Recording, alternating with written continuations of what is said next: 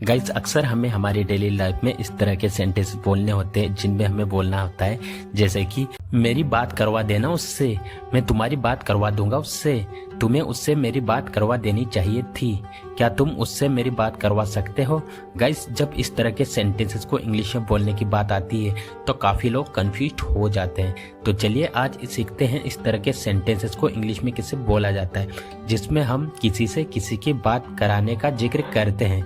Guys सबसे पहले आप लोगों को एक बात बता दूं, यह पॉजिटिव वर्ब का टॉपिक है। इस तरह के सेंटेंसेस को बोलने के लिए मेक का यूज किया जाता है जो कि पॉजिटिव वर्ब है। चलिए इसको यूज करने का कंप्लीट रूल देख लेते हैं। इसके रूल के लिए सबसे पहले बोला जाता है सब्जेक्ट, सब्जेक्ट के बाद हेल्पिंग वर्ब, हेल्पिंग वर्ब के बाद बोला जाता है मेक, और मेक के बाद बोला जाता है ऑब्जेक्ट प्रोनाउन या फिर किसी का नाम। कुल मिलाकर यहाँ पर उनका जिक्र किया जाएगा जिसकी बात करवाने का जिक्र हो रहा है, और उसके बाद बोली जाती है वर्ब की फर्स्ट फॉर्म, और उसके बाद टू के बाद फिर से ऑब्जेक्ट प्रोनाउन या फिर किसी का नाम। यहाँ पर उस ऑब्जेक्ट या प्रोनाउन का को बोला जाएगा जिससे बात करवाने का जिक्र हो रहा है। तो गाइस एक और बात बता देना चाहूँगा, जो मेक है वो टेंस के अकॉर्डिंग उसकी फॉर्म चेंज होती रहेगी, जैसा टेंस होगा उसके अकॉर्डिंग मेक की फॉर्म चेंज होती जाएगी।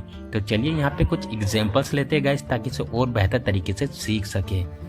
मैं तुम्हारी बात करवा दूंगा उससे, I will make you talk to him, मैं उसकी बात करवा दूंगा तुमसे, I will make him talk to you, मेरी बात करवा देना उससे, make me talk to him, उसकी बात करवा देना मुझसे, make him talk to me, मैंने किसी से बात नहीं करवाई उसकी, I didn't make him talk to anyone, क्या तुम अपने भाई से बात करवा सकते हो, can you make me talk to your brother, तुम्हें मुझसे बात करवा देनी चाहिए थी उसकी, you should have made him talk to me, वो उसकी रोहित से बात करवा रहा है, he is making her talk to Rohit. अगर पहले पता होता तो मैं तुम्हारी बात करवा देता उससे, if I had known earlier I would have made you talk to him. Guys आज के लिए बस इतना ही। अगर आपको वीडियो अच्छा लगा है तो वीडियो को लाइक करें, साथ ही साथ में चैनल को सब्सक्राइब करना ना भूलें। मिलता है नेक्स्ट वीडियो में। तुम इतनी भोली नहीं हो जितनी लगती हो, इंग्लिश बोलना इतना मुश्किल नहीं है जितना लगता है, ये इतना महंगा नहीं है जितना तुम सोच रहे हो, तुम उतने होशियार नहीं हो जितना लगते हो। गाइस इस तरह के सेंटेंसेस अक्सर हमें बोलने होते हैं, तो इस प्रकार के सेंटेंसेस को बोलने के लिए जो इंग्लिश में स्ट्रक्चर के यूज़ किया जाता है वो है not as, adjective plus as. Guys बहुत ही कमाल का स्ट्रक्चर है जो कि राइटिंग के साथ साथ स्पोकन इंग्लिश में भी बहुत यूज़ किया जाता है। तो चलिए इसे यूज़ करने का कंप्लीट रूल जान लेते हैं। सबसे पहले बोला जाता है सब्जेक्ट, सब्जेक्ट के बाद में हेल्पिंग वर्ब, हेल्पिंग वर्ब के बाद में नोट एज, नोट एज के बाद में adjective plus as plus complete sentence, जो कि किसी भी टेंस में हो सकता है। ये आपके ऊपर डिपेंड करता है कि आपको कहना क्या है। गाइस यहाँ पर आप एग्जाम्पल्स देखोगे तो अपने आप समझ जाओगे।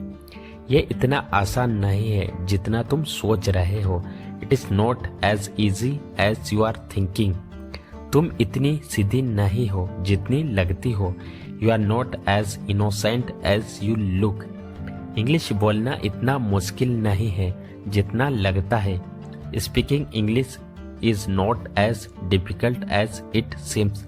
कैसे यहाँ पे जो स्पीकिंग इंग्लिश है ये फ्रेज पूरा का पूरा कंप्लीट सब्जेक्ट है, वह इतना बुरा नहीं था जितना हम सोच रहे थे, he was not as bad as we were thinking, ये इतना महंगा नहीं है जितना लगता है, it is not as costly as it seems. हमें मिले हुए जमाना हो गया, मुझे वहाँ गए हुए जमाना हो गया, उसे यहाँ आए हुए जमाना हो गया, मुझे मूवी देखे हुए जमाना हो गया। गाइस इस प्रकार के सेंटेंसेस अक्सर हम हमारी डे टू डे लाइफ में न जाने कितने ही बार इनका यूज़ करते हैं, और आप लोगों ने इस प्रकार के सेंटेंसेस सुना भी होगा। तो आज की इस वीडियो में मैं आप लोगों को सिखाने वाला हूँ कि इन्हें इंग्लिश में किससे बोला जाता है। जमाना हो गया या बरसों हो गया, इसके लिए जो इंग्लिश में स्ट्रक्चर होता है वो है it has been, ages, since plus subject, has, have, verb की थर्ड फॉर्म प्लस ऑब्जेक्ट। तो गाइस यहाँ पे हम सब्जेक्ट के अकॉर्डिंग जो हेल्पिंग वर्ब है उसको चेंज करेंगे, सिंगुलर है तो हैज, प्लूरल है तो हैव, फिर उसके बाद में वर्ब की थर्ड फॉर्म लेंगे, फिर उसके बाद में ऑब्जेक्ट, तो चलिए गाइस यहाँ पे कुछ एग्जांपल्स लेते हैं ताकि इसे और बेहतर तरीके से सीख सके। हमें मिले हुए जमाना हो गया, it has been ages since we have met. It has been ages since we have met. मुझे वहाँ गए हुए जमाना हो गया, it has been ages since I have gone there. It has been ages since I have gone there. उसे यहाँ आए हुए जमाना हो गया, it has been ages since he has come here. It has been ages since he has come here. मुझे movie देखे हुए जमाना हो गया, it has been ages since I have watched movie. It has been ages since I have watched movies. मुझे तुम्हारे हंसते हुए चेहरे को देखे हुए जमाना हो गया, it has been ages since I have seen your smiling face.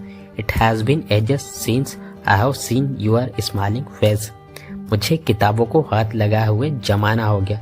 हाथ लगाए हुए जमाना हो गया मतलब कि बहुत सालों से किताबें मैंने नहीं पढ़ी है।